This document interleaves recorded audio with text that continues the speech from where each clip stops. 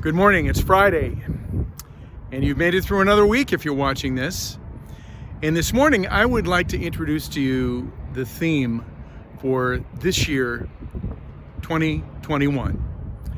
If you remember last year, I'm sure you remember last year, 2020, what a year.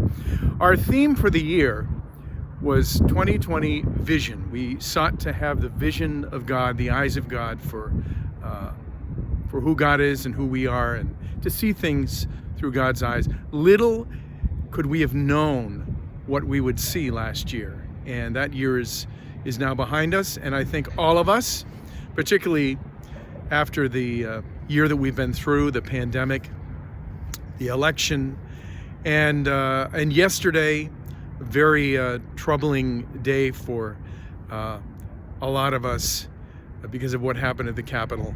It's just, all of us agree we want to move on. So it's time to move on, and I want to share with you the theme, which I draw from my mentor, Jim Hofford, who passed away in 2020 at the age of 90. Jim and I used to meet probably every couple of weeks for breakfast or lunch at his place or mine in my previous church I was at.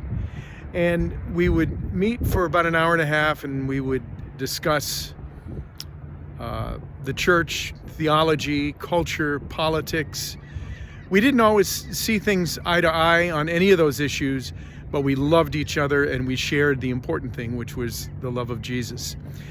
And we would meet for an hour and a half or so, and then he would always leave me with the same words, which is our theme for this year.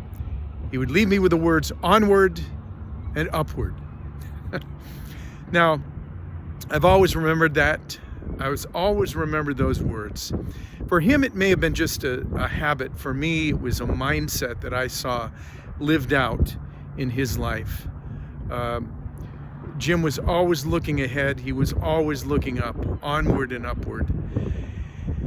And so that will be our theme for this year, as we desperately want to move forward with our lives into a new year. The Apostle Paul had the same mindset as Jim did. In the book of Philippians chapter 3, Paul says this. He's talking about perfection and how his goal is to be perfect, but he's not there yet. He said, I haven't already arrived. And then he says this, but one thing I do, forgetting what lies behind and straining toward what is ahead, I press on for the prize of the upward call of God in Christ Jesus. Onward and upward. That was Paul's mindset, and that should be ours as well. I have another octogenarian friend. I love the octogenarians in my life who, as the book of Proverbs says in their old age, they are full of sap and still green, always looking ahead. Jim was one of those people. Another mentor of mine is George Ovanataki, who, with his wife Stella, occasionally attend our church. And George, a long time ago, I learned to stop asking him how he was doing, because I knew what he would say, and he still does. How are you doing, George?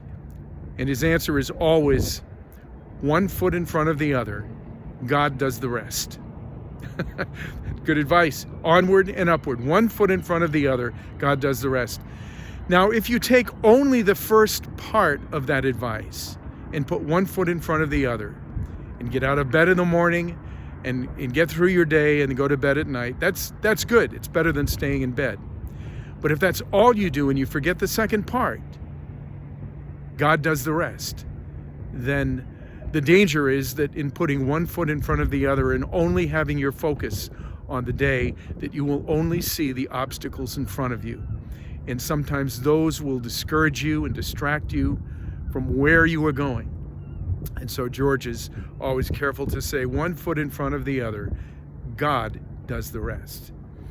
So onward and upward in this Friday and throughout this year, I challenge you to put one foot in front of the other and go through the things that God has put before you today, always keeping your eyes on Him, onward and upward, the upward call of God in Christ Jesus. And this whole year, we're going to be looking at how we can do that. And we'll start this Sunday by introducing that passage in Philippians, and then we will start our year together, onward and upward. God bless your Friday.